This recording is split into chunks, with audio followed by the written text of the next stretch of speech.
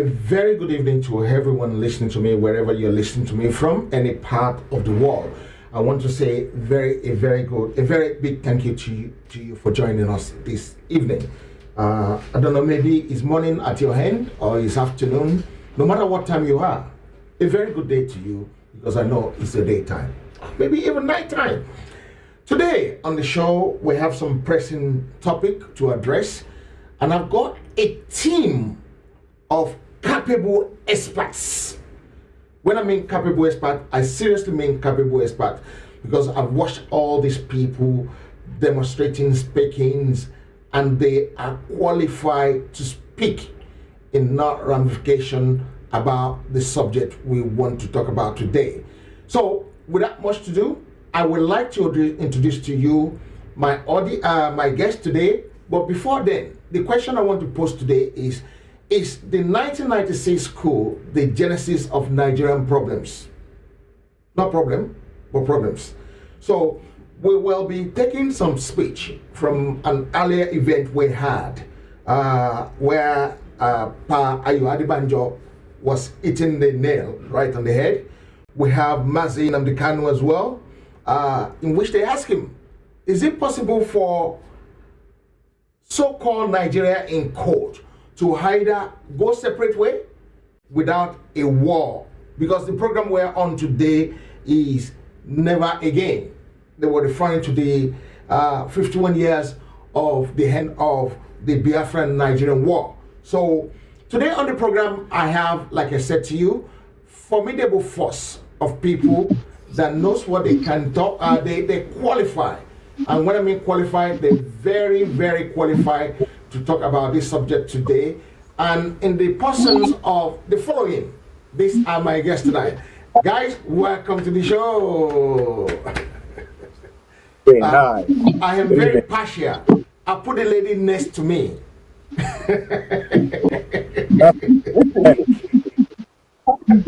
Who don't like the 13?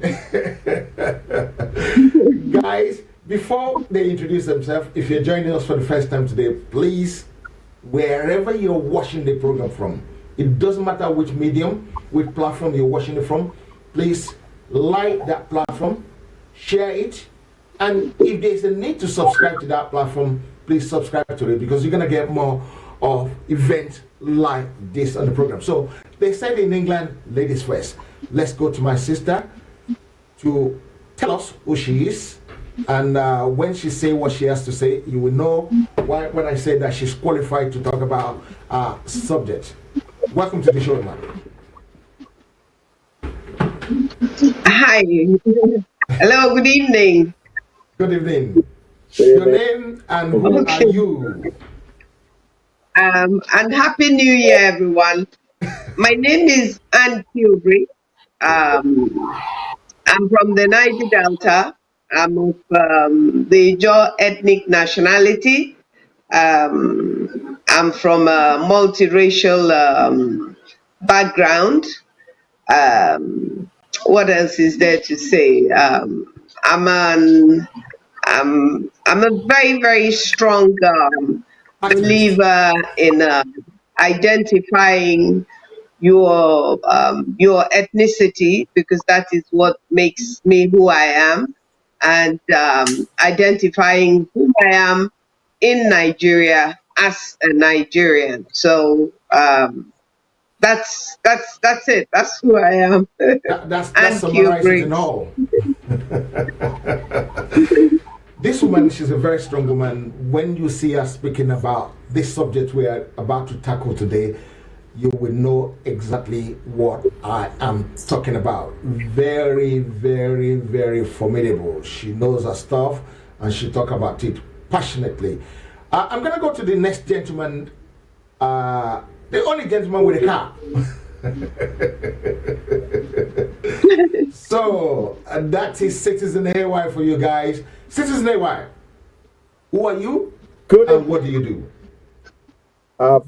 First time speaking to everybody. Yeah. Happy New Year to everybody, and it's been really an honor to be with my guest, esteemed guest here. I know Mrs. really, it's a pleasure, and the other guests, of course. And so I doff my hat, as they say. I will do that first. Myself, you all know what I'm about. I speak about the Nigerian Constitution.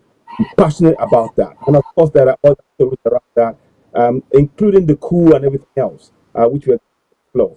So I am very much, clear about my own identity, very much like my other state said here.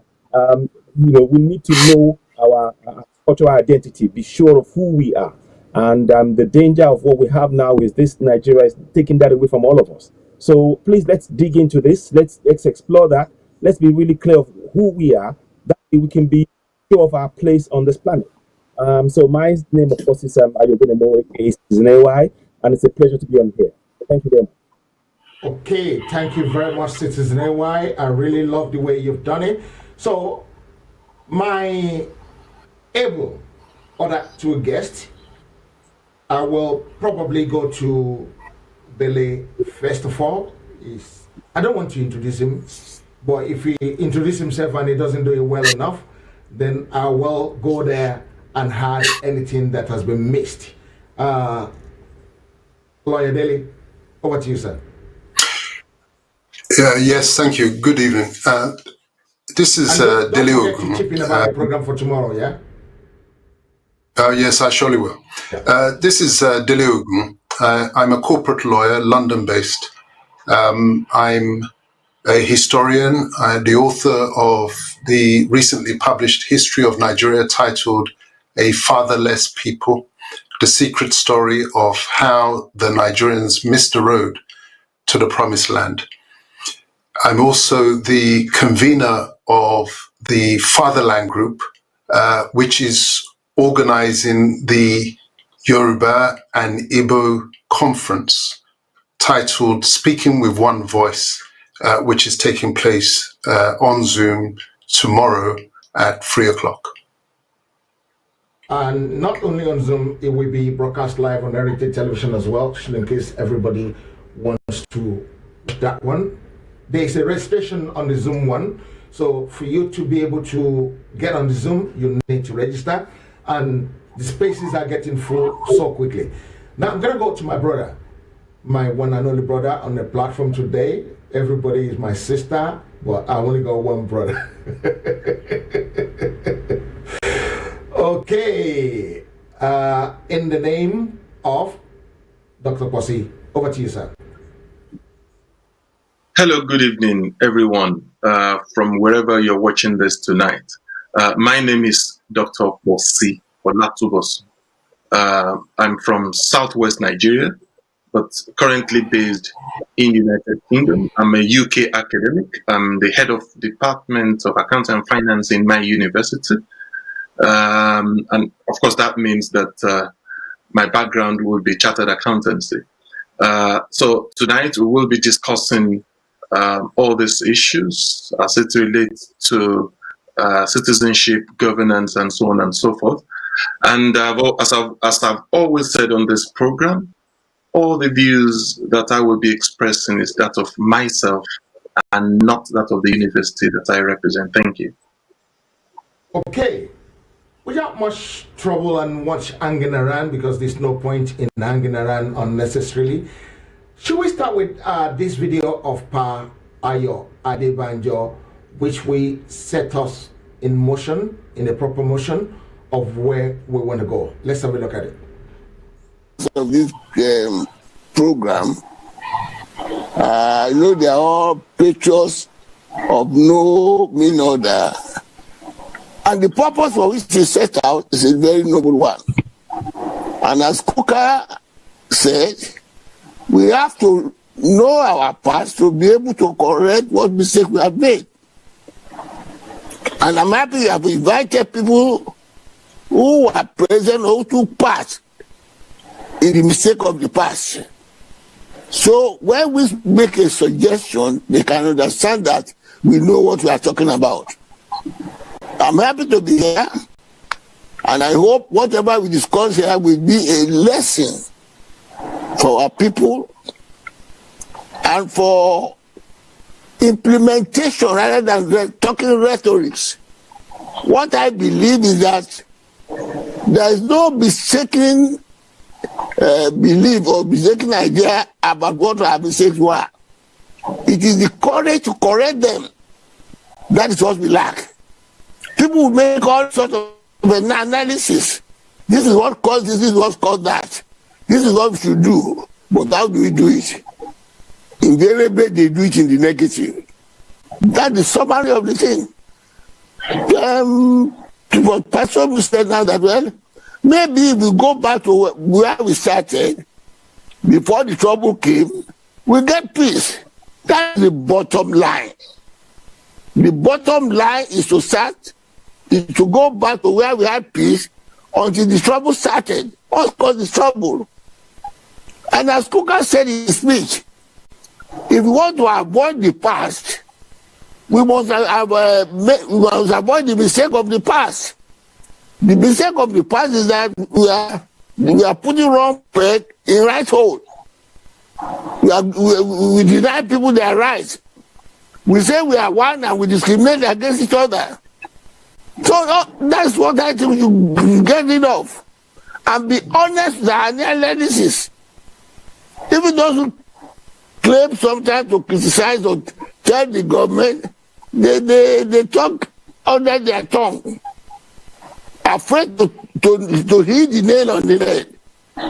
We can thank God for people like Bishop Kuka, and I pray that he should live long, because people like myself, we have now a very short time to live.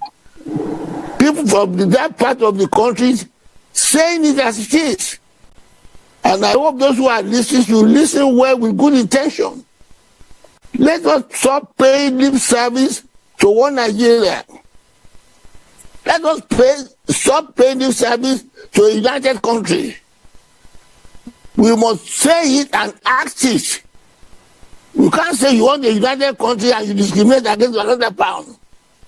And as I think Kuka said that some of the things we are talking about now, we are agitating for, it must be a thing of the past to have been taken for granted if we really want to stay together.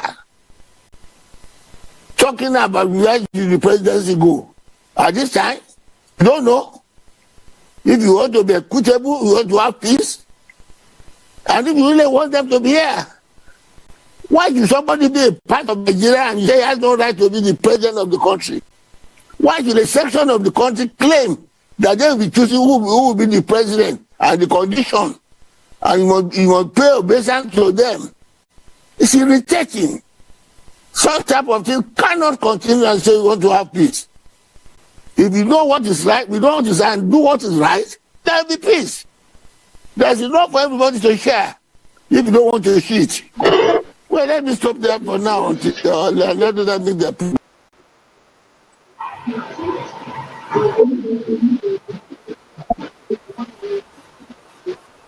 Baba said, let's stop there for now so that everybody can have peace. At the moment, some people want to dictate who is the president. President is not being chosen on merit basis. He's been chosen on our local, we're the next one.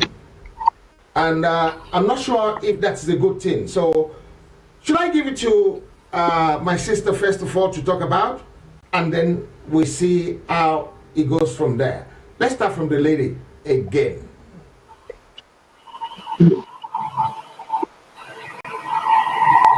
Hello. Hello, yeah. Can you hear me? Yes, I can, but I mean, you wanted me to come in, and I've heard Pa Debanjo. Yeah. Where do you want me to come in, please? Okay, what Pa Debanjo said was that this is, you want us to be together, but you want to be the one controlling everything. Especially in reference to where you come from, the Niger Delta oil, that the people that doesn't produce anything is taking over, completely taking over and want to control. They want to be the dictator. Okay. Good evening, everyone, and listeners, I hope that are out there. Well, if, like me, you were born before independence, then hopefully, and then luckily, you probably will have a good idea of how far Nigeria have come from your own experience, as opposed to historically, because by historically I mean reading from history books, because our children or people born after I was don't have really a reference point for Nigeria's history, especially our history starting from independence, if you like. So, if you were aware of what Nigeria was like before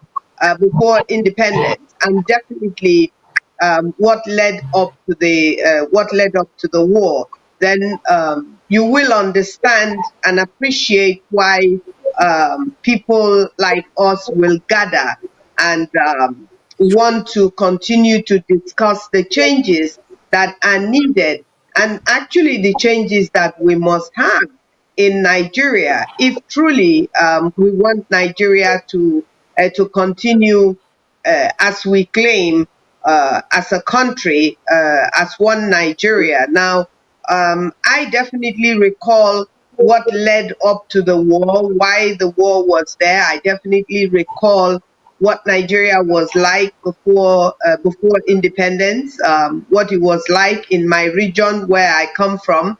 At that time, we were all under Eastern region, and just leading up to the Civil War, and immediately after independence, the call from the riverine, the areas, and the jaw areas of the what is today the Niger Delta, and what was then Eastern region, started in earnest. Now, I come from a background and a family of politicians.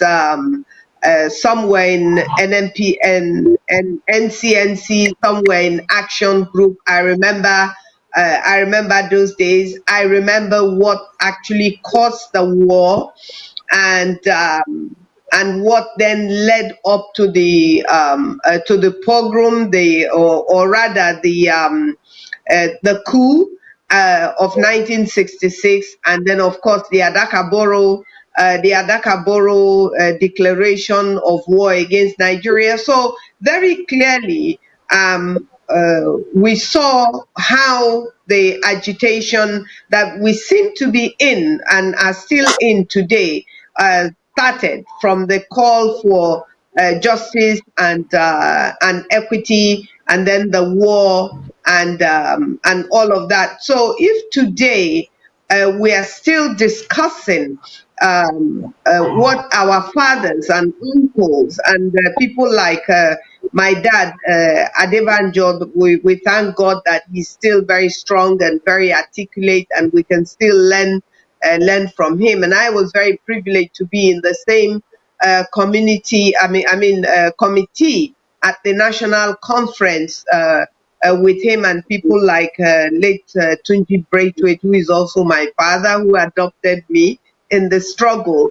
Unfortunately, with all these narratives and experiences, Nigeria we are yet to find ourselves in a place and a position where justice and equity and truth is going to prevail. And so almost 60-something years after independence, we still find ourselves in a position where we are definitely oppressed by people who claim that they are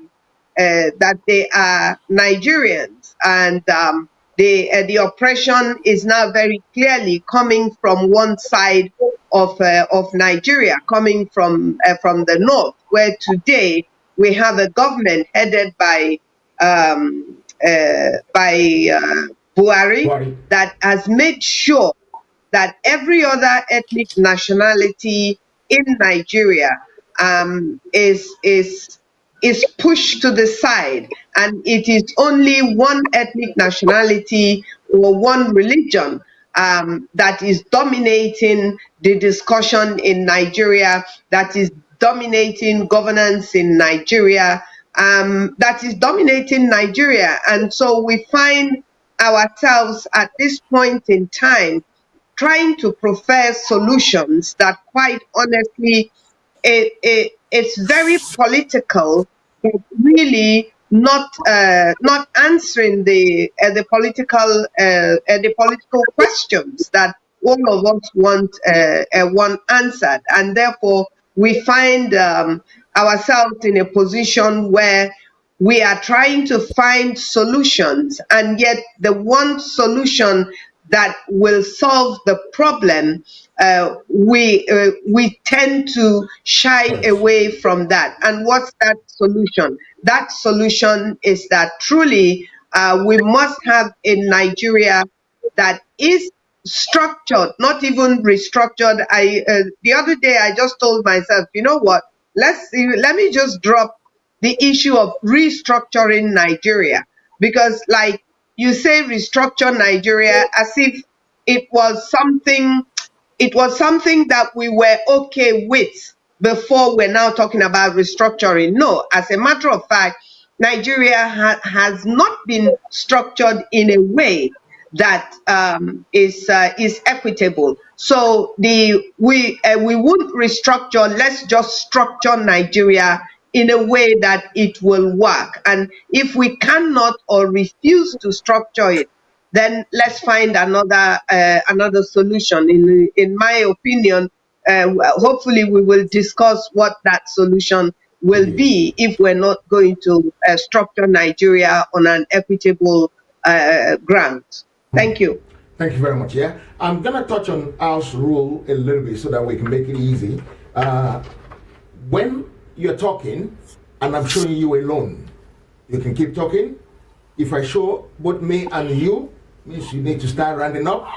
If I show everybody, then you need to finally close it. I didn't say that before, so it's not my sister's fault. I take things for granted, which is not very nice to do sometimes. I want to thank you again for that submission. It was very, very comprehensive. Let me just correct some analogy here. I got a phone call that the registration is for the Fatherland Conference tomorrow that you have to register for.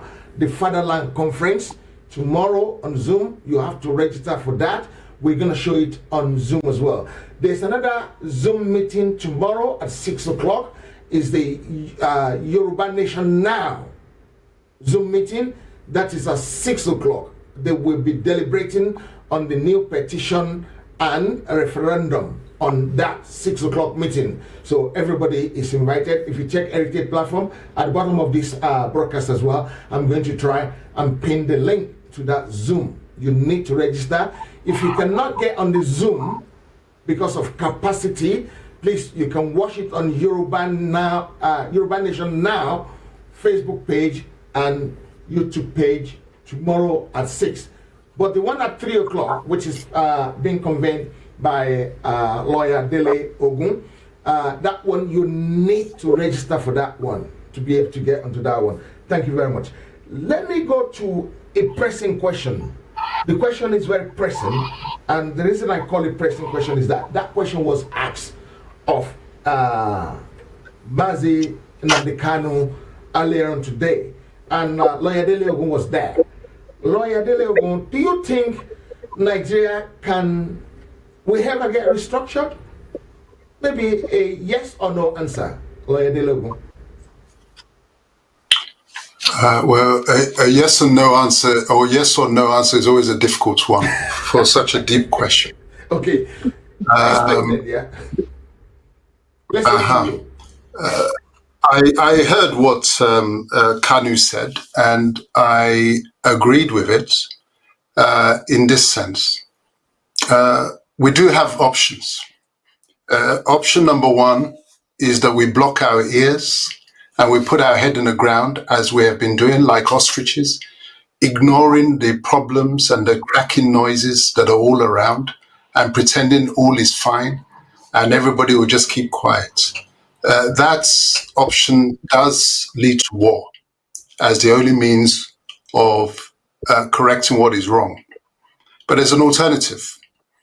The other option is that we unblock our ears, we lift our head out of the sand, we dialogue like reasonable, sensible people, and we come to an accommodation, an understanding, which is really what our conference tomorrow is directed at.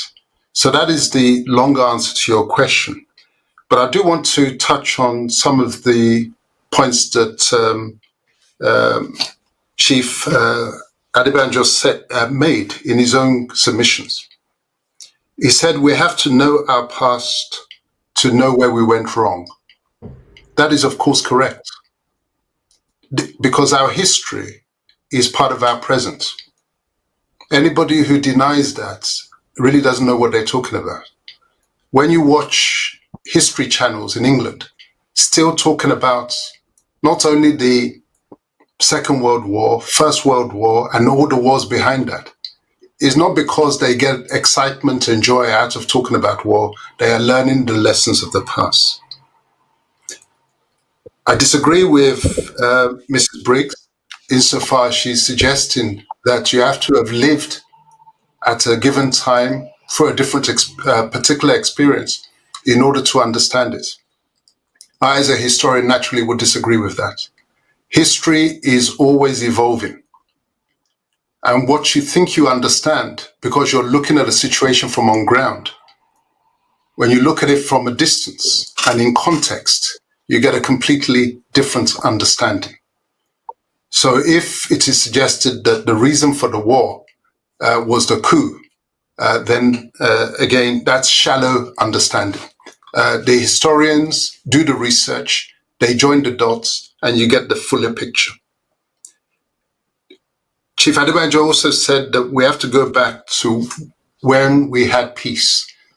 Well, when you analyze that as historians, when we had peace was before Nigeria. Before, at least as far as southern Nigeria is concerned, there was no war between the Igbos and the Yoruba, between the Yoruba and the Edo, between the Edo and the Igbos. So if you want to go back, and the Ijaw, when you want to go back, you go back to before Nigeria. And he also mentioned about all the talk about where the presidency should go in 2023. I agree with him. All that talk is nonsense, it's shallow, because the real solution, of course, is to make the presidency irrelevant. You make the presidency irrelevant by restoring a degree of sovereignty back to the nations as they were before the British put us all in one sack together. Now we're all struggling for the one seats, whereas before the artificial union, everybody had their own thrones, and that's why we were not struggling for the seat. Now, you can have Nigeria, but Nigeria needs to be restructured so as to be like Switzerland. Who knows the president of Switzerland? Who can name him? Nobody knows him. And yet Switzerland is a union of German-speaking people, Italian-speaking people, French-speaking people, Romance-speaking people, and one of the richest countries in the world in terms of per capita income. But nobody knows the president. It's because the presidency is not the center of power and authority. It is downstairs. That is what we mean about restructuring. There's a lot of talk about restructuring without people really understanding what it means. And this, again, is the work of historians and political scientists. I think that's all I want to say at this point. Okay. Thank you very much, sir. We really appreciate that. That was cool submission as well. I'm going to go back to Uncle Briggs in a bit. But before I go back to her, let's watch what Maxi Nnamdi Kanu said about what happened. And I hope we will learn and pick one or two things from this one here. Let's have a look at it. Do not repeat the tragedy of the past. Thank you, Maxi Nnamdi Kanu. Thank you, my dear brother Dele. Thank you very much. And also Mazi, the co-host of this very wonderful and unique forum.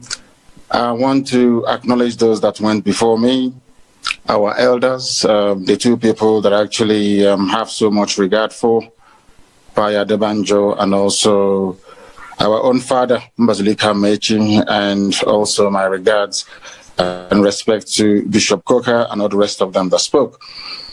The fact of the matter is that we can break away without any rancor or need to go to war.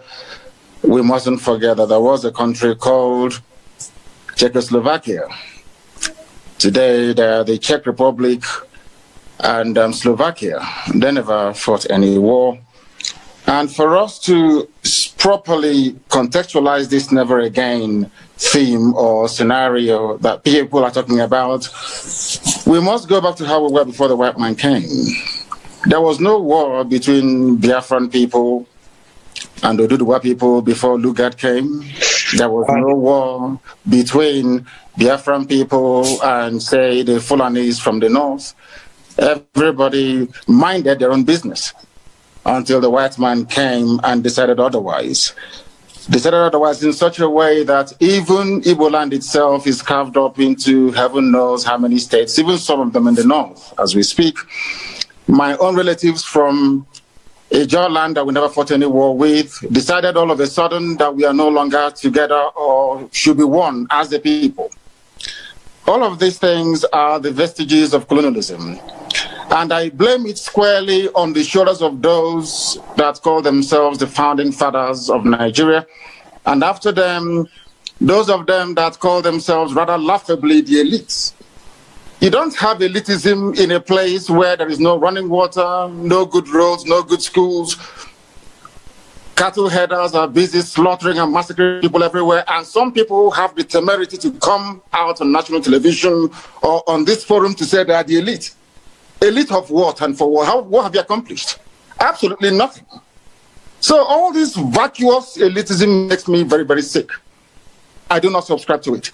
My main point that I want to raise is a brief response to what Tanko Yakasai said a while ago. There seems to be this blame game going on in Nigeria. And as the bishop quite rightly said, it is called, I think in his words, if I'm correct, he called it relativism. When a crime is committed by a Fulani, there isn't much hoo-ha about it. If the same crime is committed by an Igbo person or by a Biafran, there seems to be an amplification of the implications of that very crime, regardless of how minuscule or irrelevant it may be in the wider scheme of things. Why am I saying this? You're telling me that you are in a country where the Fulanis have consistently been massacring people on a daily basis. First, they called them terrorists. Then they were called insurgents, and now they're called bandits. But you and I know that in the main, these are Fulani headers killing people. Nobody has ever suggested the designation of Miyetti Allah as a terrorist group. Absolutely none. You live in this sort of, under this climate, or should I say, atmosphere of impunity and lies. You witness these things every blessed day. And some people will have the guts or the temerity to talk about one Nigeria. Nigeria that came into existence only 60 years ago. How about the ethnic nationalities that existed before Britain was formed? The thing that we keep missing is this. Nobody has the guts to ever interrogate or challenge the deficiencies within Nigeria. And what do I mean by that? We never actually promulgated nor suggested any constitution in the first place. There is no Nigerian constitution. In other words, the ordinary public in Nigeria has no say in how they are governed. How then do you expect that country to move forward?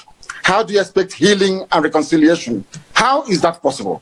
You and I know it's never ever going to be possible.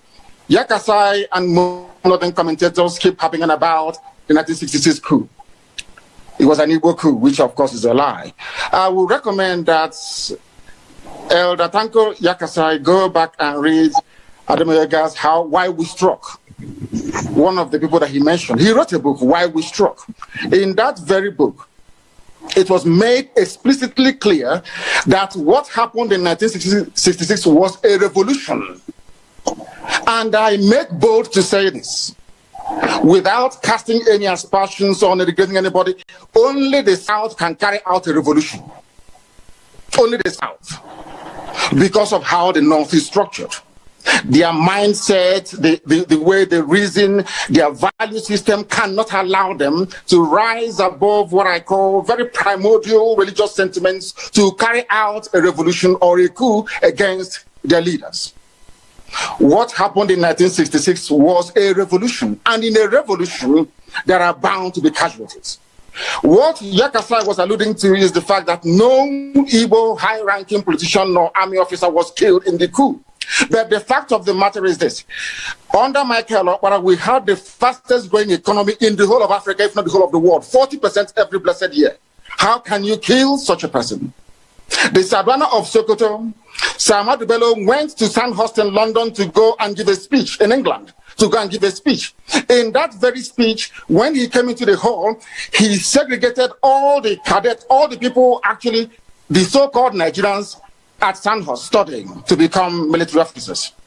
He said he wanted to address only the North. Only the North. Go through they talk about history all the time. But these same elites are the same people that connived and conspired to deny us history in our schools. Because they understand the implications. That was what actually led the likes of Nzoku to say that this type of people should not be at the helm of affairs in Nigeria. I give it to them in the North. The North was going very well. So Ahmadu Bello knew what he was doing. Tafawa Balewa knew what he was doing. They all loved their people and they were developing at a very good pace, or should I say rate. But the fact of the matter is that there is nothing called one Nigeria. The sooner we rise up and face this reality, better for us, or else our children and our children should be having these discussions in years to come. And that is not the way to go. In Russia, there was a revolution by the Bolsheviks. In France, there was a revolution. In England, there was a revolution. Cromwell cut off the head of King Charles I. Today, you don't hear the royal family saying, oh, people from Cumbria, where Oliver Cromwell comes from, should be denied access to good education because they rose up against the crown. In America, there was a revolution. In every revolution, people are bound to die. There's something happened in NSAS. During the NSAS protest, these same people introduced tribe and religion into it. And falsely claimed that those burning down properties out of anger and rage because of the killings at toll gates in Lagos are all Igbo people. The same people. Talking about one Nigeria to make Nigeria better. How is that possible? When people cannot be honest with themselves. All of us participating today, we all know that the Constitution is flawed. We know that the 1979 Constitution, in fact, from 79 to 99, they are all flawed documents. You and I know that. Because it's the turn of your village. You want to rotate presidency, you want to start eating as other people, you want to start buying houses in Dubai, in the UK, and in America. You say, oh no, not in my turn. That is what they are doing. Once you're elected as a senator, as a governor, or whoever you are, you will say to yourself, not in my turn. Let me make that money that others have made before proceeding. You stay in a country, you are in a country where Omar Diko is the most corrupt individual out of Africa. He's a funny man. The families are now enjoying the loot, the money he stole. There was a man called Ibrahim Taher, if you have forgotten. This man burnt Nitel down at Marina after stealing all the money. And we are here pretending that somehow things can be better. It can never, ever be better. There is something called a referendum or a plebiscite. There must be a constitution formulated by the people, and that is the best way to go. Without it, these discussions will continue forever and ever, and Nigeria will remain as poorly and as deprived as it is today. Thank you very much. Thank you, Mazi. Before you go, please, there is a fundamental question that we want you to address, Sentin, that have you reduced the entire Fulani to herdsmen who kill Southerners? Is it right? Is it fair to reduce all Fulanis to herdsmen who kill? I am trying to pay them back in their own coin. Ojukwu went to Aburi to negotiate for the same restructuring we are talking about today, going back to the regions. Every Igbo man in the north, every Biafran in the north, and to an extent some Yorubas as well, we are tagged rebels, slaughtered and massacred in the north. What are the Fulani leaders doing about this spate of insecurity and terrorism in Nigeria? Only the Fulani are responsible for ISIS in West Africa, for Boko Haram, for Ansaru, for all the so-called Fulani headsmen, sorry, the bandits that you have in the north. You have Fulani governors paying Fulani people to come to Nigeria to kill. A Fulani governor, the one from Bauchi, openly said, we want to relocate all the Fulanis in the Sahel back into Nigeria. And we're here talking about one Nigeria as if we don't have any brain. Do they think we are stupid? We cannot reason very well. We know what the end game is.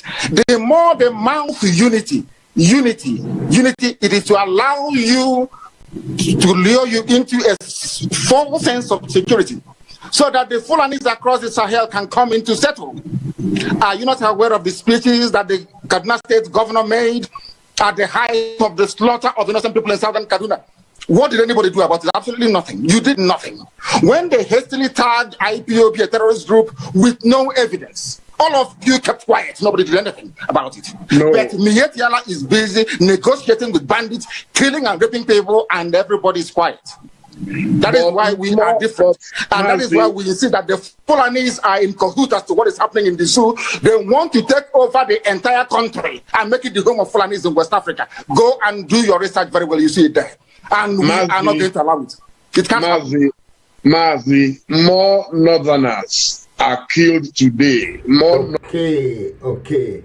I think we have to take it off from there because it's getting interesting, isn't it? The truth can be bitter sometimes. Dr. Kosi, is Mazi Nnamdi Kanu, is he saying the truth before we go back to the topic? Is he saying the truth, sir? Absolutely. He's saying the truth 100%, 150%. There's nothing he is saying that is wrong. I agreed, 100% he's saying.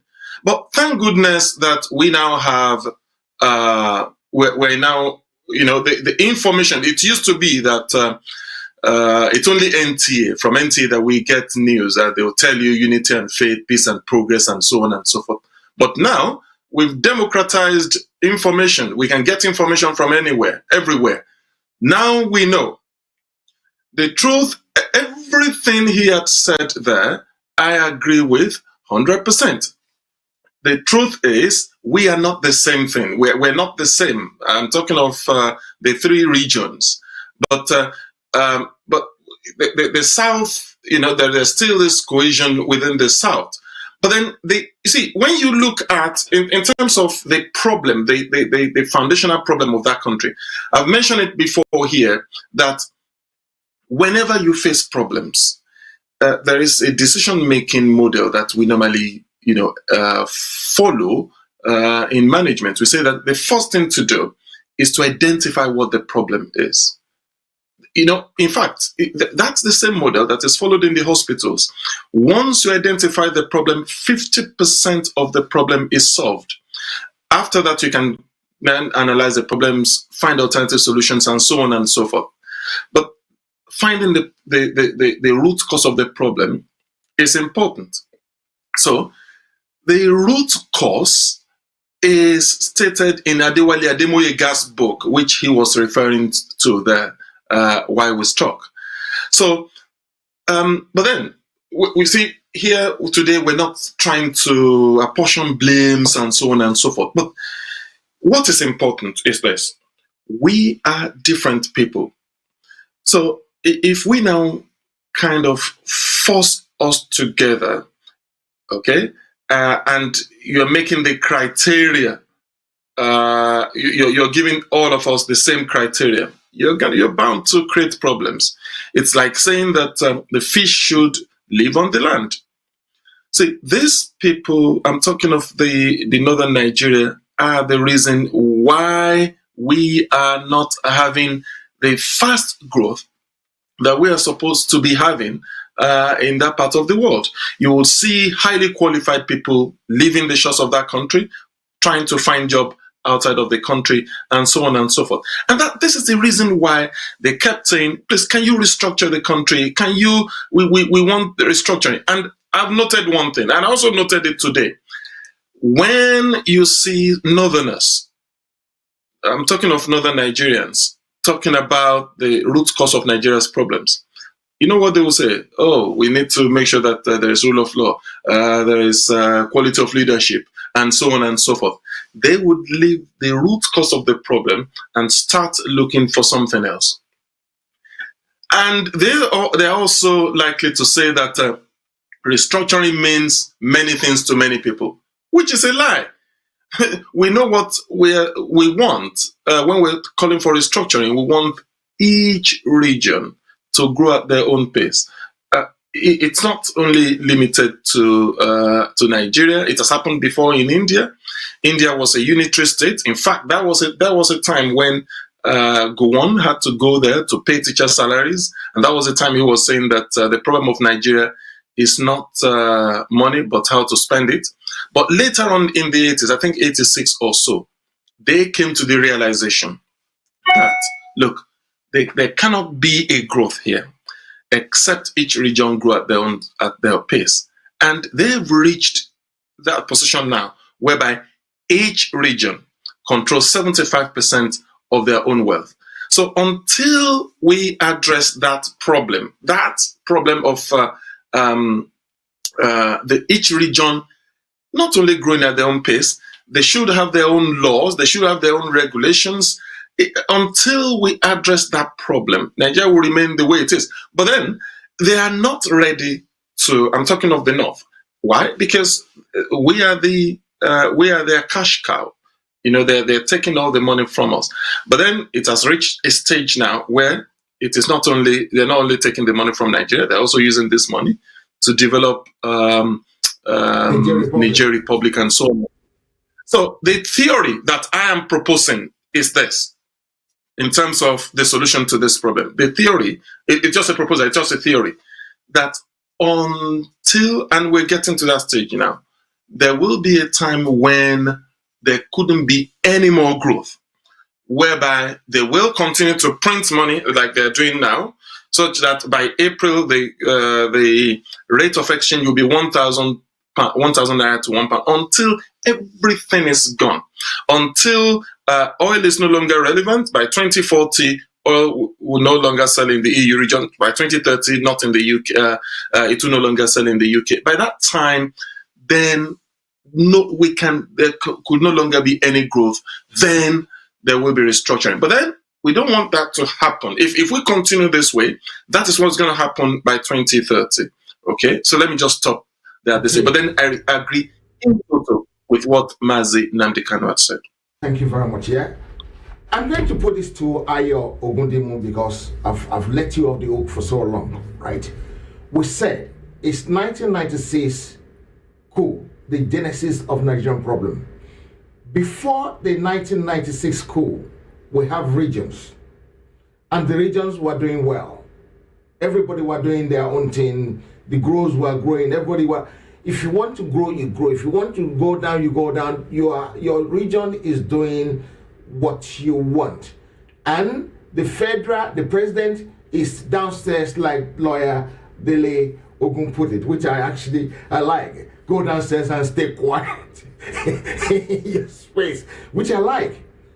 So the coup, the counter coup, and everybody keep changing things to suit themselves. And finally, they rather grab the power, and they never give it up since that time. Is that the problem? Because they're the one that writes all these constitution that we're following today, and they write it by decree. And that is could that be our problem, Ayo? Right. Thank you very much. I will touch briefly on the past. I'm a child. I'm not, I am, born in the 60s. So I'm not. So I will defer for the real knowledge to those who lived it. I was just a product of that period. But what I can say is this. I think to say that the coup was the problem is missing a whole chunk of what really happened. We have to remember that at 1959, thereabouts, if my memory serves me right from the knowledge I've been gathering together, there was some machinations around the census calculation and all of that.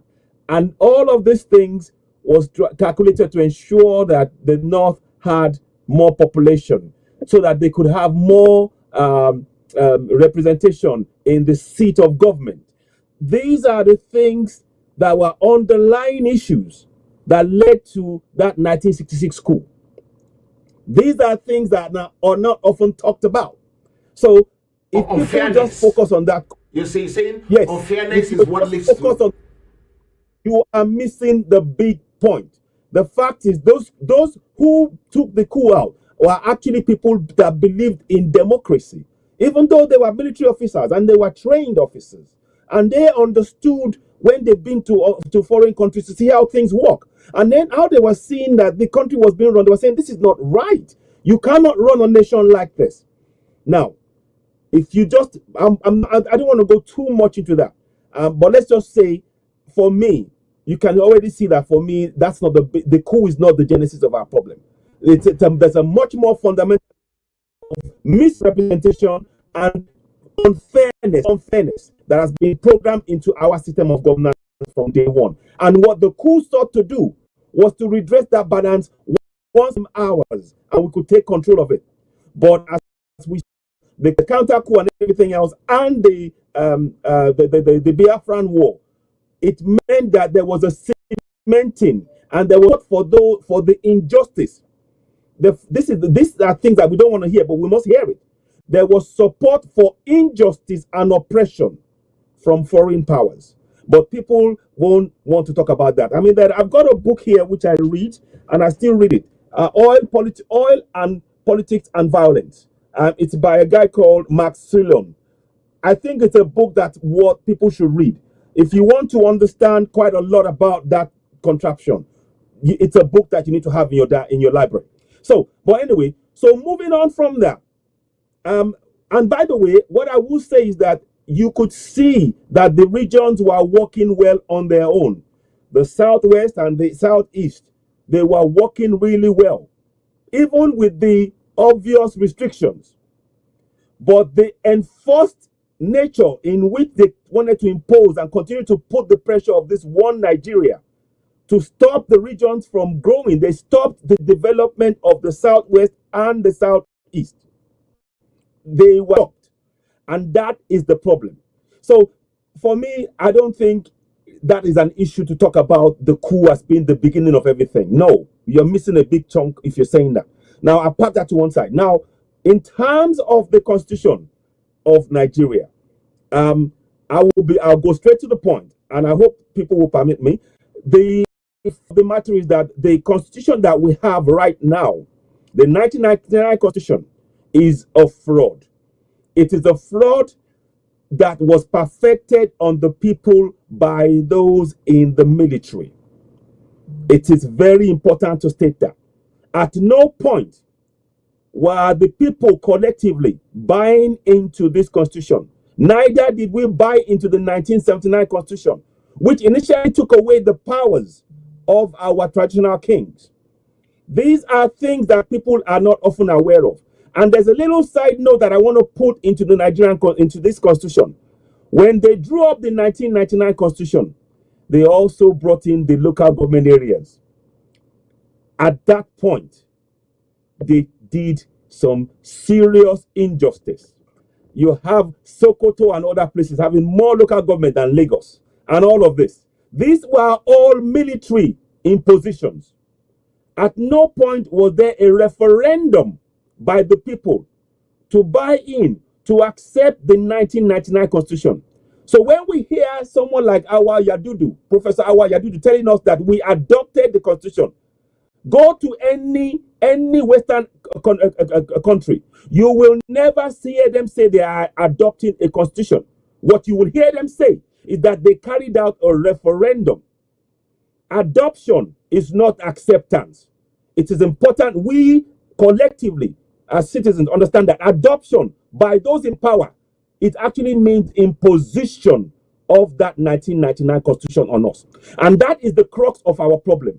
Because when you have 68 items upon which the people cannot speak, they cannot converse, they cannot discuss, decisions can be taken that will impact their lives right in their own land, and they have no say. That is an imposition.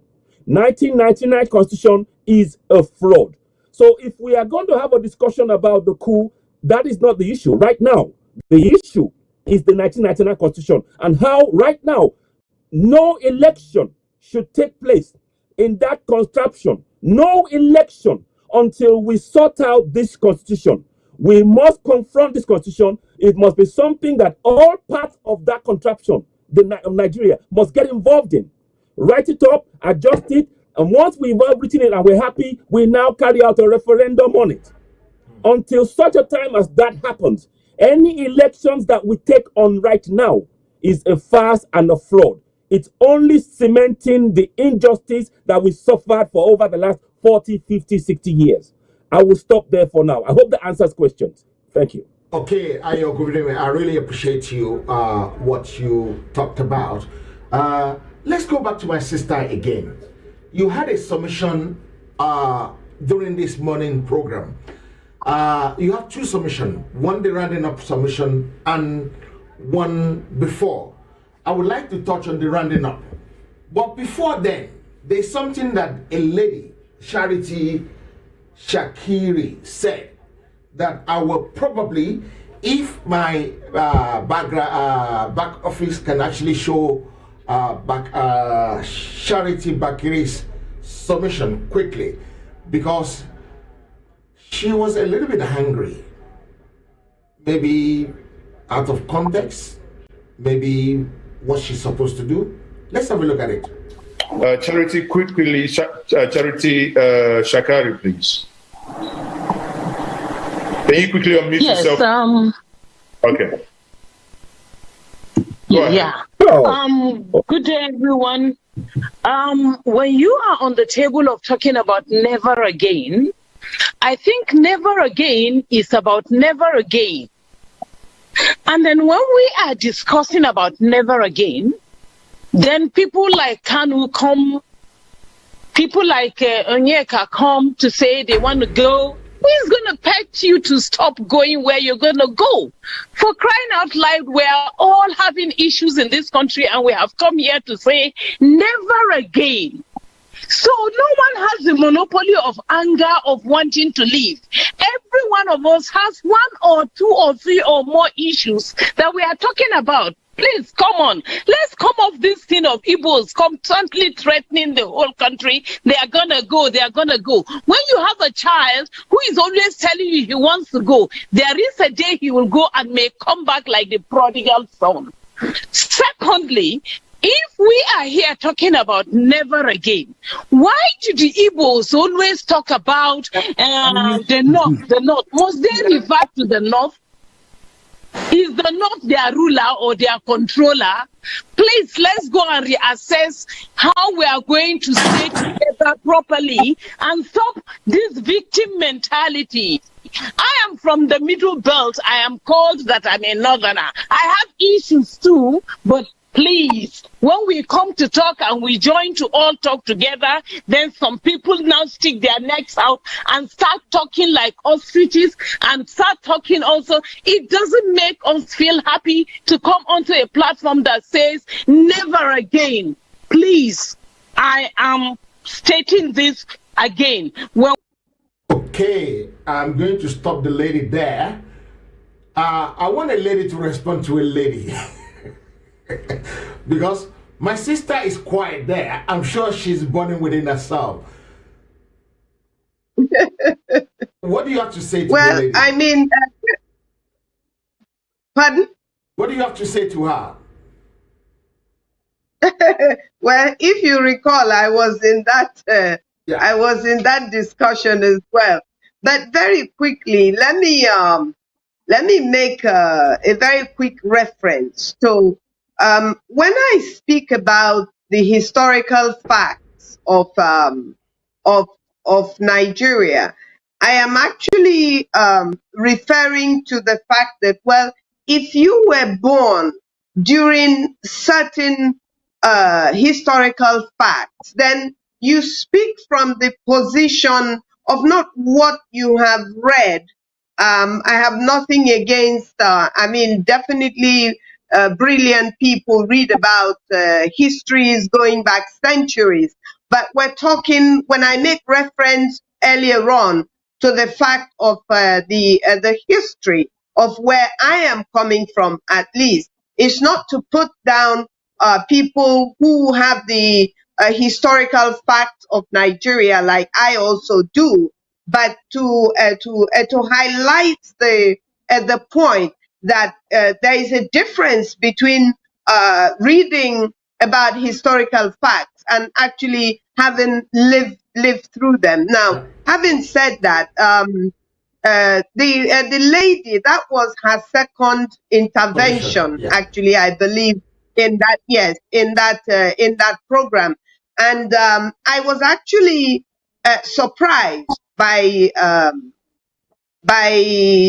her response or her reaction to Onyeka's position and Nnamdi Kalu's position, which they are utterly entitled to, and her position actually shows very clearly the problem that is in Nigeria, and shows very clearly that the problem in Nigeria is so much into being in its own compartment. Depending on where you come from and depending on what you believe in and what you're prepared to protect and what you're prepared to defend and what you're actually prepared to destroy, even, because Onyeka's position, Onyeka made it very clear, and like many of us do, that it is not an issue. Our first port of call have never been, even as a child growing up before independence, I actually haven't seen independence, even as a little girl who was born in England and was brought to Nigeria when my parents came back, when my father finished his studies and came back. Now, coming from that type of background, definitely my own identity is an Ijaw identity. My own identity is something I hold dearly onto, and I do appreciate that other people do. And if they don't, I will advise that they should hold on to. So Onyeka's position, Nnamdi Kalu's position, or any other person's position is not it's not a position that is supposed to divide Nigeria. But you see, if my survival as an Ijaw person is now dependent on me not being a Nigerian, then quite honestly, I have no choice.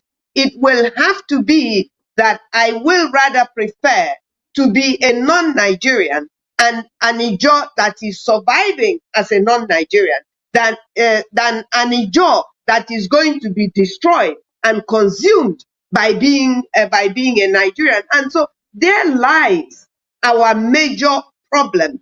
The fact that people think that they can impose their will and prove to us, myself as an Ijaw person, that somebody else who is not an Ijaw person can become a better Nigerian by proving to me that I am a bad Nigerian because I am prepared to be an Ijaw person first before I'm a Nigerian.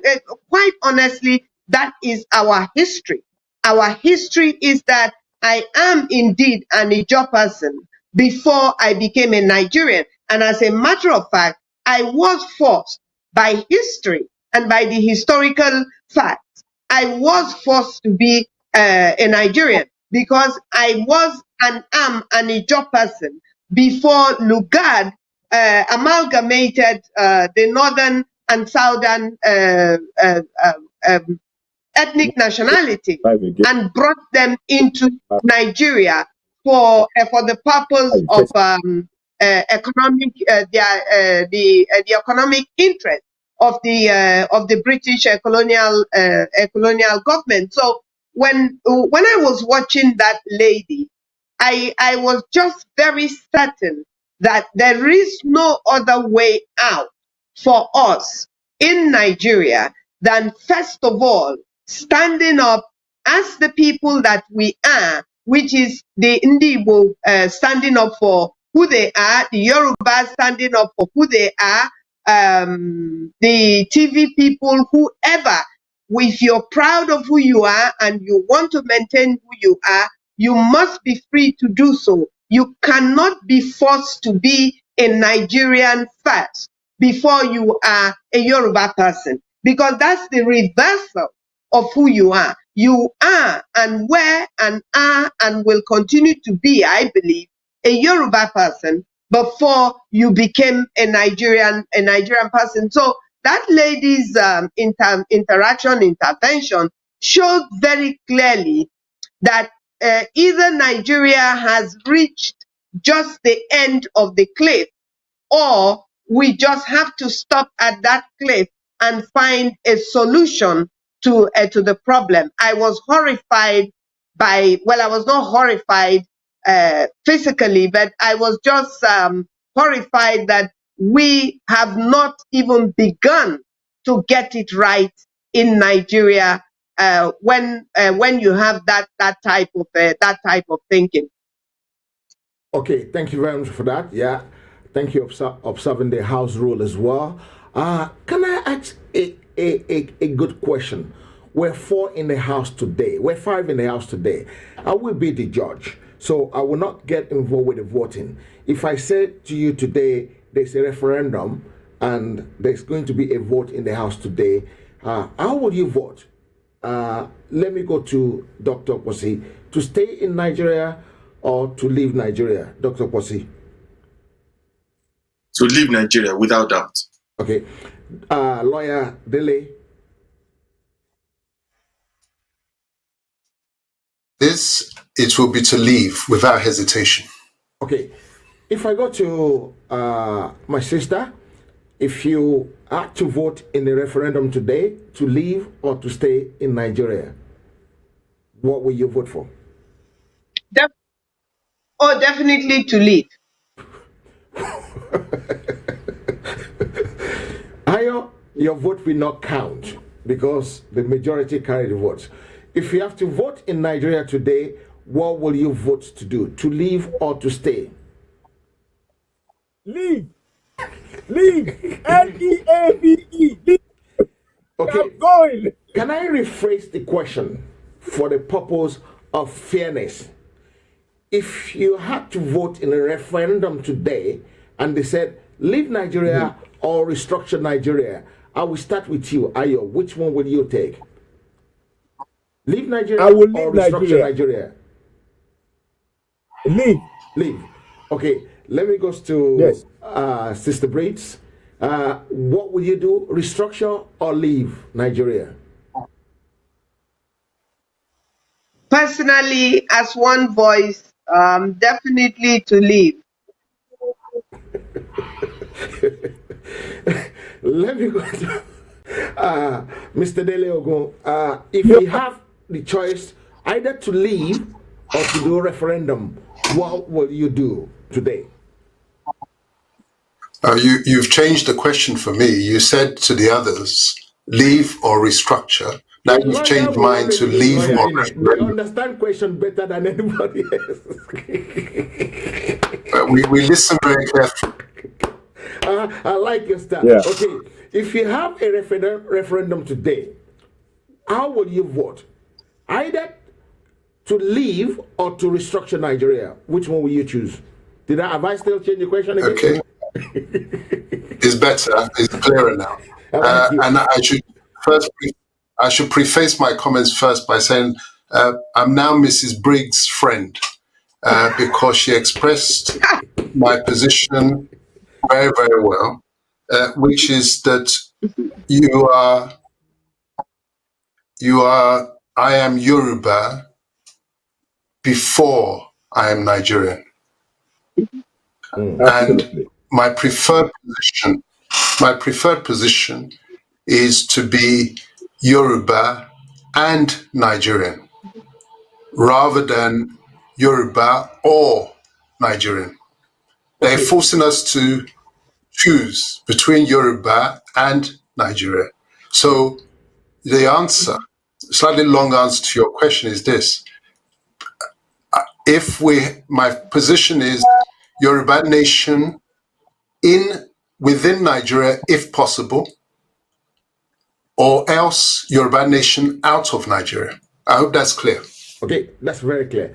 Dr. Posi Olatibosun, how will you vote today in a referendum?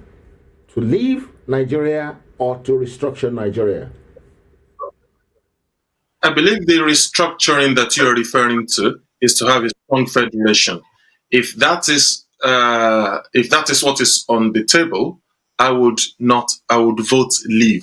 However, if it is restructuring whereby each of the region, it will be if it is a confederacy, I can vote for a stronger Nigeria. If it's a confederacy where each of the regions are retaining like 80% of the powers. Other than that, I don't want a federal, strong-centered Nigeria. I would prefer, if that's the restructuring, I would prefer that Yoruba goes it alone. So you would prefer a restructuring that the federal is going to be downstairs in the basement? Precisely. Precisely. Out of curiosity, you both live in the UK, doctor and lawyer. You both live in the UK. Can I ask you one question? How did you vote in the last European election? Did you vote to leave or to stay, Dr. Posi? I actually voted to stay.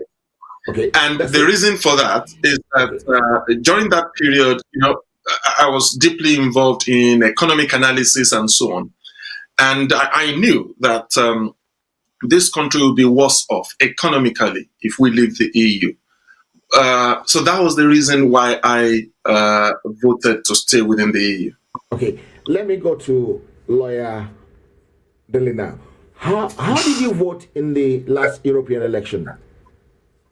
If you don't mind me asking. I did not vote.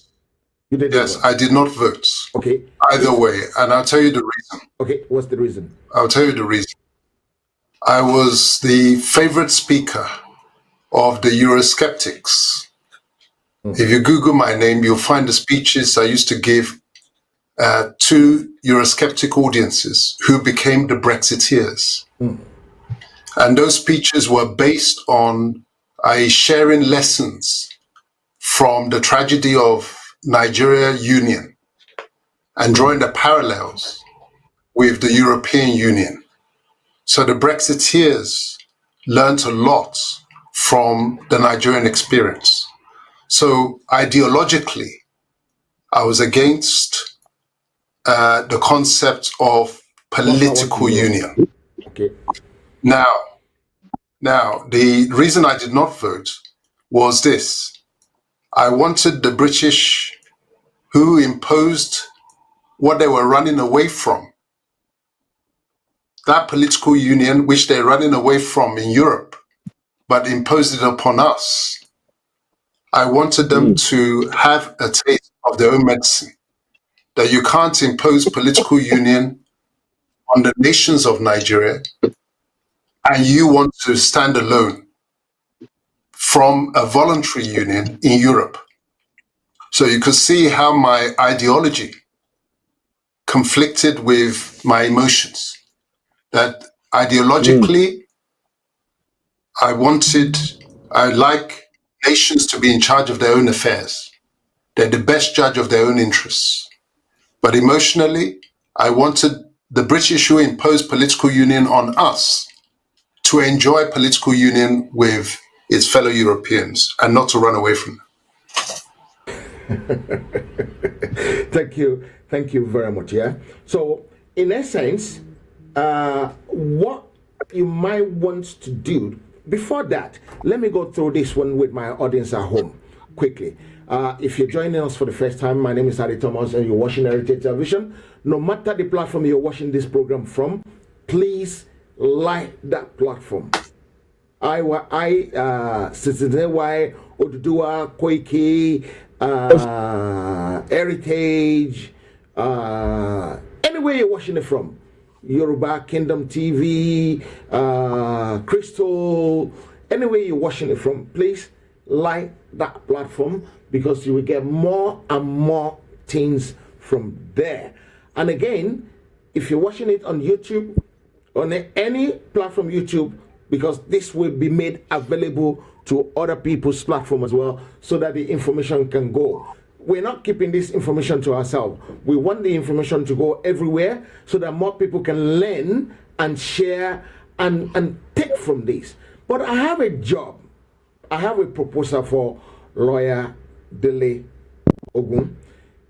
If we can start organizing some training section online for Yoruba people so that we can boost them on how they will behave when we get Yoruba Nation, will you be willing to be part of that? Yes, I'm a Yoruba nationalist. I believe in the Yoruba Nation. Okay. Dr. Kwasi can do that as well. And I will probably ask you the same question. If we manage to organize conferences, maybe online or physical conference, will you be able to commit some of your time to educate our people on how to get the best out of Yoruba Nation when we finally get it? You will be joined by Baba Alex Ajala, who has a lot of information as well that we might probably be able to put together. I'm sure my sister from Niger Delta as well, which my sister, my very dear sister, my lady. Every time I see this woman, I just look at her and I said, this woman, I wonder what she will look like when she's 90 years old. She will still look like a baby.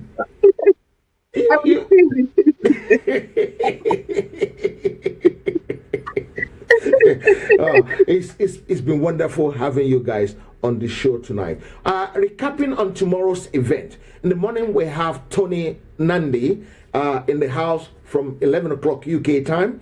And then 3 o'clock, we will be going to the Fatherland conference, which is at 3 o'clock. You need to register for that one. And actually, Lawyer Dele wrote a book. The book is called The Fatherless People. The Fatherless People. You might want to, the secret story of how the Nigerians missed the road to the promised land. How they missed the road.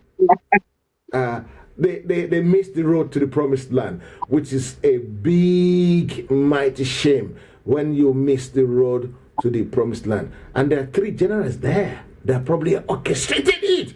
One is Babangida, another one is Obasanjo, and the third one is Sonny Abacha. I think Sonny Abacha name sound like a butcher, you know. Maybe that's why he's behaving the way he was behaving when he was in power. Abacha, a butcher, right? Because I understand so many people get killed during his regime. And that was very, very, very training. Yes, training. Yeah. Sister, we're going to be training people on how to be a better citizen. We want to start calibrate. I want people to start recalibrating our head, so that we will know what is wrong and what is right. When you do something wrong and they want to reprimand you, don't come and say, Ejosa. We will not take that. There's no Ejosa. Yeah. If you can do the crime, you must be able to do the time. There's no pleading and pleading and pleading. Yoruba people are fond of that. We're fond of that. When you do something wrong, then you come and say, I'm begging you in the name of Jesus Christ of Nazareth. I'm begging you in the name, please. No, we don't want that. We don't want that. That's not going to happen, right? I'm not saying Christ will not play a role, but we don't want you to come, Mofoyabe, I beg you in the name of I beg you in your mother's head.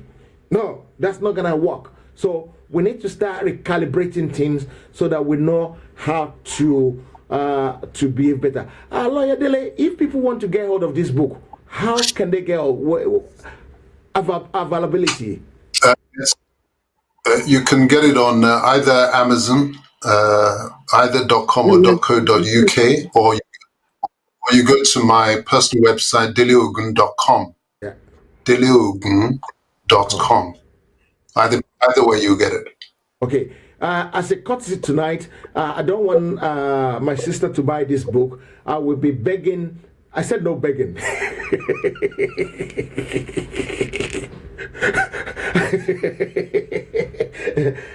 Or I will be making a courtesy copy available for my sister.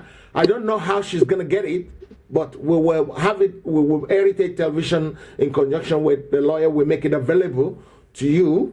So all you will have to do is to find a way to get it across to you. If you know anybody coming over to Nigeria, please send them to me. Oh, the book is in Nigeria. The book is in Nigeria. The book is in Nigeria. Let's speak afterwards. You could get it from Roving Heights. I want a signed copy. Okay. I want a signed copy. All right. Okay. So, now that we're friends, I think we can arrange that. Okay, we can arrange that. Yeah. And, I'm going to be tempted to open the line for about 10 to 15 minutes so that people can actually call to ask questions. But before question time, there are some events coming up tomorrow. I've mentioned Tony Namdi, that will be at 11 o'clock UK time. There will be the Fatherland Conference at 3 o'clock. You need to register for that. Lawyer Dele, if they want to register for that conference, talk us through registration and all the other rest. All right, it's very simple. The web address is Fatherland Group, one word, fatherlandgroup.org, O-R-G. fatherlandgroup.org. As soon as you hit that, on the home page, you see the link for registration. Okay, and that conference, what are people stand to gain? What do they need to come with? Do they need to come with pen and paper? Do they need to come with dancing shoes? As soon as you register, you will get a program, and it contains a chronology of key events that's shaped the Igbo and Yoruba relationship. It contains the profile of all the speakers, which include Professor Banji Akitoye and also Professor Emmanuel Nwanze, as well as myself and the Timothy C. Modu Jr. And then there's Entertainment Act. On the Yoruba side, we have Iron the First, the master talking drummer. Yes, Mr. Culture. And on the Igbo side, we have Amarachi, I've forgotten her surname now, the beautiful Igbo songstress. And then there's a fantastic DJ that performs afterwards. But the serious stuff starts at 3 o'clock, and the event finishes at 6. Okay, so if we finish the event straight at 6, we can now go straight on to the Yoruba Nation Now conference as well, which is if you go to yorubanationnnow.org, yorubanationnnow.org, you can find all the information there that you can use to register. I want to pray for my father, one of my father who's supposed to be on this program today. He wasn't feeling fine. That is why he couldn't make it. I pray for a speedy recovery. My heart goes out to you, sir, and I want God to protect you and keep you safe, because you've done a lot for these things we're doing. On Saturday, we have some few things going on, and if you're a Christian, there's a nightly prayer at 11 o'clock that you might actually watch on Heritage Television as well. And then on Saturday, we have the legal hour coming in at 12 o'clock, 12 midday UK time. And at 2 o'clock, I believe Dr. Posi has arranged to take on Professor Banji Akintoye right on the Heritage. It won't be on Zoom again. It will be on Heritage Television. So if anybody wants to be part of that, my mouth. Dr. Posi has arranged to take on Pa Ayo Adebanjo on Saturday, the 16th at 2 o'clock UK time. And that's going to be something you don't want to miss. And that will be available on our platform as well. And before we go, should we take the last word, or should we watch Ankyo Briggs' submission on that conference to see what she says there? Maybe it's another time to vote, but the problem is 3 people cannot vote. If 3 people vote, how are we going to find the winner? That is the problem. It might be something that might come to being terrible. So if the people in the back office, if you just give me 2 minutes, 2 hours, 11 minutes and 56 seconds on your dial. Let's see what my sister said. 2 hours, 11 minutes, 56 seconds on the dial. And let's watch as she said there. An Ijaw person and as a Southerner. I speak as someone who experienced the war. I was a teenager when Ojukwu declared the Biafran state. And I'm very much aware of why the war was fought. I describe the war as a war of revenge, if you like, against what happened during the first coup, as Franco Yakasaya very well detailed, and even calling the names of the people that were involved. Now, one person's experience in the war, especially if you were caught up in the war during in the eastern part of Nigeria, your experience, for instance, in Enugu, does not make my experience in Port Harcourt a lie. It is just that there are experiences that we experience differently at different locations of the war. Now, having said that, it's a different view when people react to the war, the stories of the war, from second to third-hand information, because we don't have historical facts documented and taught in our school. So these are all part of the problems. But I would really, because of time, I would want to fast forward the experience of the war to where we are today. That the fact that Bowen said that there is no vanquished and no winner, that's not true. That's a big lie. There was, and still remains, and the way the Igbos are treated, there is a winner and there is a loser. You cannot say that people who you made to use 20 pounds, whatever the equivalent, the name of the money was at that time, that people who had millions, even billions in their account, were only entitled to 20 pounds of whatever value it was. You can't say that people like that are not going to feel that they lost the war. Now, fast forwarding it to the political situation in Nigeria today. The political situation is saying, and I have said this, that first of all, the North, the way the North is projecting itself, it has no ideas of giving up power in 2023. If it does, you will not have people of northern origin like El-Rufai saying that they want to contest for presidency after Buhari has done 8 years, that a northerner will now contest again because that is fair. No, it is not fair. It must be ceded.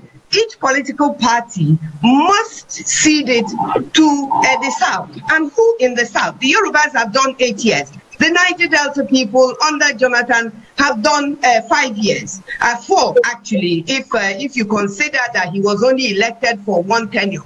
Now, so if it's going to go to anybody for equity and justice, it has to go to the Southeast. That is my personal position that I am canvassing amongst my own people. Because if we go into 2023 election and we don't have a new constitution, and we have not restructured Nigeria, then we're wasting our time.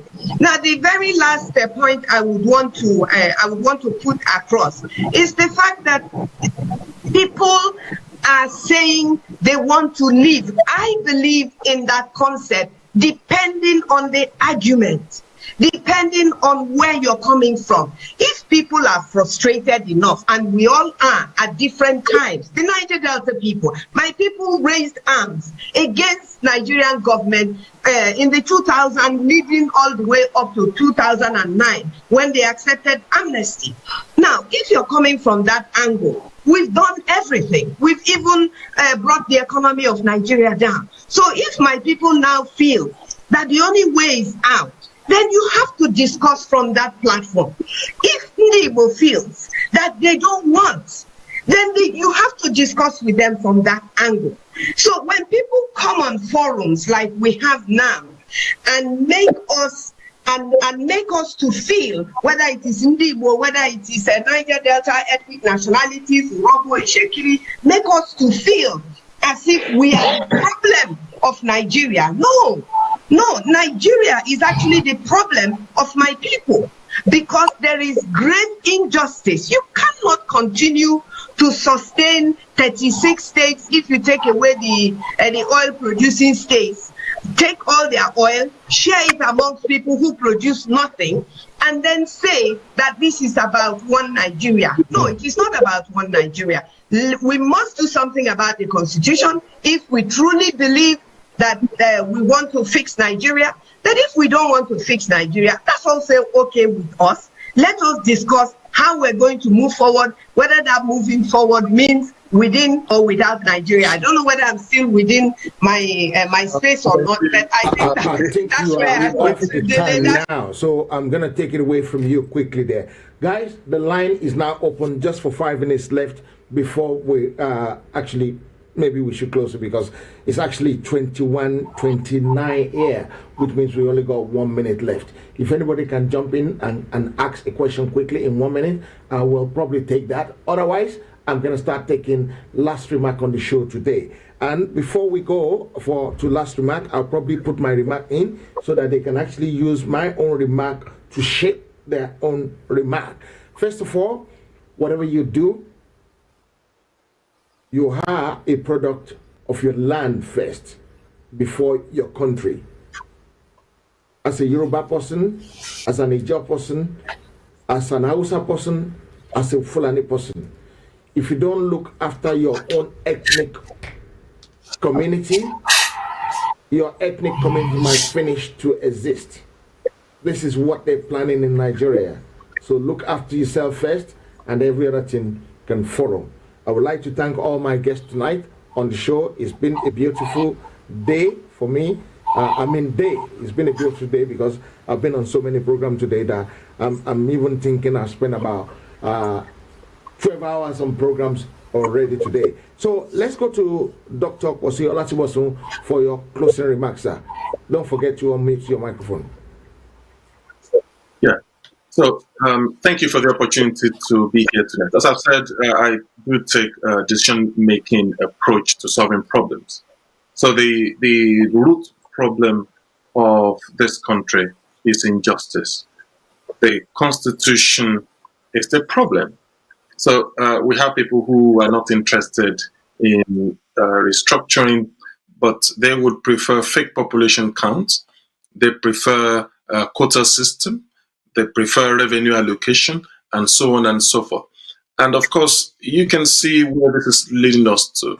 We are on a slippery slope. And as I've said before, if this continues, what's going to happen is that a time will come when there will be nothing to share. There will only be printing of currencies. But we don't want this to continue. And that's why we are encouraging our people to support the constitutional force measure, and let us end this union of death once and for all. A situation where you are training your own children to go to school, but some people are investing in simply procreating like rats to take over your land, to kill you, to destroy you. It's not going to work. So I would say to you that please take this into consideration, support the constitutional force measure. Let us kill Nigeria before Nigeria kills us. God bless you. Have a wonderful Thank you night. very much for that. I'm going to go to Lawyer Dele. Your last submission. Please don't forget to sell your program for tomorrow. Yes, thank you. Very simply, the Fatherland Group believes in a federation of ethnic groups, not a federation of states, a federation of ethnic groups, as we are big and small. No ethnic group is too small to be a federating unit. No ethnic group is too large to be a federating unit. That is our simple formula. That is what restructuring means for us. So we are a multi-ethnic group. Tomorrow's event is the first step in repairing relationships between Nigeria's ethnic groups. We're starting first with the Igbo and the Yoruba relationship. It's a fractured relationship. Tomorrow's event would explain how it became fractured and how it will be repaired. Once that is repaired, the Fatherland Group will turn its attention to the repairing of other relations, broken relations between the ethnic groups that make up Nigeria. So please join us tomorrow as a first step, 3 o'clock to 6 o'clock. Go to our website, fatherlandgroup.org, click and register, and see you live tomorrow at 3 o'clock. Great. Thank you very much for that. I'm going to go to Ayo Ogundimu now. Your closing submission on this one, Ayo.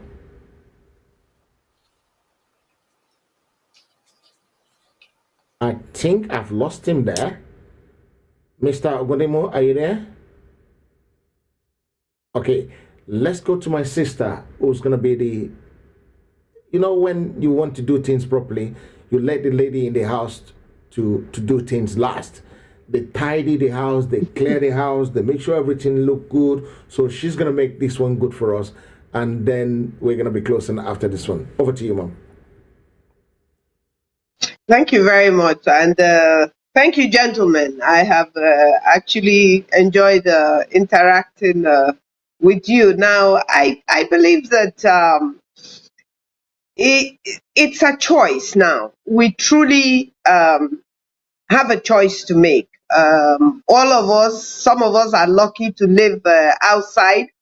Some of us are lucky to have experienced the things that we're fighting for our people, because we know that it is possible. I definitely believe that the way things are in Nigeria today, and having experienced Nigeria for nearly, I'm going to 70 years now, definitely we have reached a point where we must make a decision for the survival of our people. There is nothing selfish about that.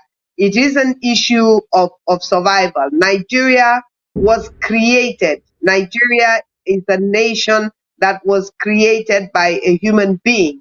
The Ijos, the Yorubas, the Igbos, Efiks, all these ethnic nationalities of over nearly 300 ethnic nationalities, if not more, were nationalities in their own rights. They remain nationalities of Nigeria in their own rights. I think it will be wrong as an Ijo person for me to continue to watch and see that my people are going to be destroyed, and that there is a likelihood of no future for my grandchildren and great-grandchildren. So if we cannot live together, then we have to find a way to live apart. Thank you very much.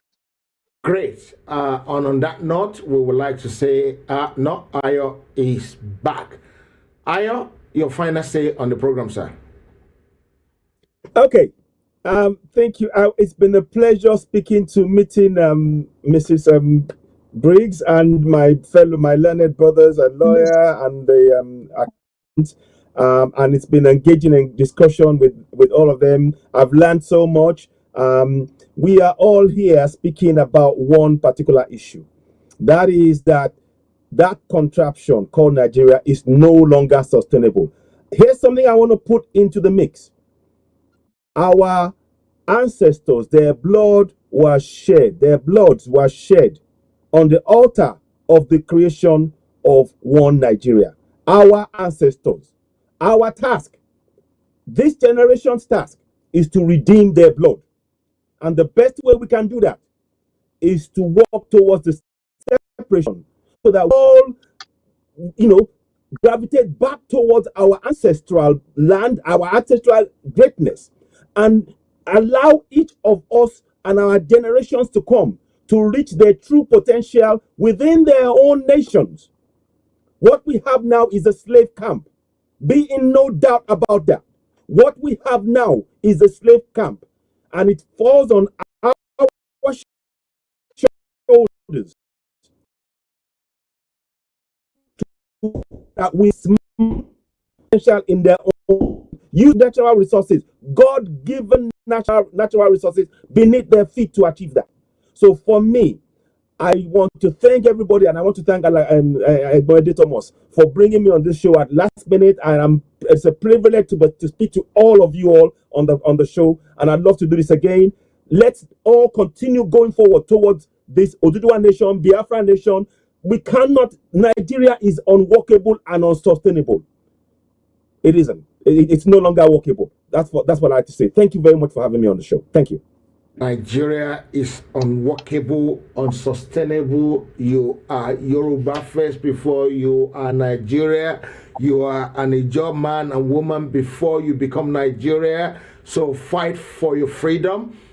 Don't wait until everything consumes you. On this note, I would like to thank everybody who has honored this program, who has comment. I know the comments are flying. I don't know how you people type it. On YouTube, on Facebook, we have over 600 comments. I don't know how you did that. And on YouTube, I couldn't count down. That's uncountable. I can't believe it. 1,489 comment on Facebook. 1,489. I couldn't believe it. The only thing you let me down is with the like on YouTube. 177 people watching, only 46 likes. That is appalling. Does it mean you didn't enjoy what we did tonight? If you didn't enjoy it, please give us a thumb down so that we can improve on it next time. But if you enjoy it, please give us a thumb up. I know someone said to me, a lot of people don't know how to do YouTube like. Don't say I tell you. They say we are not educated enough to like on YouTube, because you have to close the chat first before you can like it. If you know how to do it, I could see some fingers like hitting the like button. I want to thank everybody, even if I don't mind mentioning them. I'm just gonna run down some few names. David Adegoke, thank you. Ayo Flex, Sandra, Ify, Peter, Kennedy, Lola, and all the rest. Twins there. Wow. Peter again.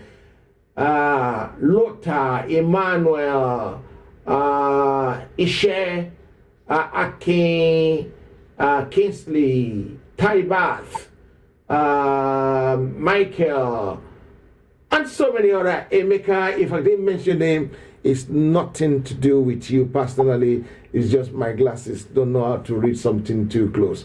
On this note, I want to say a very big thank you to all of you once more. And until tomorrow, 11 o'clock with Tony Nnamdi. Good night, everybody. And don't have nightmare tonight, please. Stay safe away from coronavirus. Bye-bye.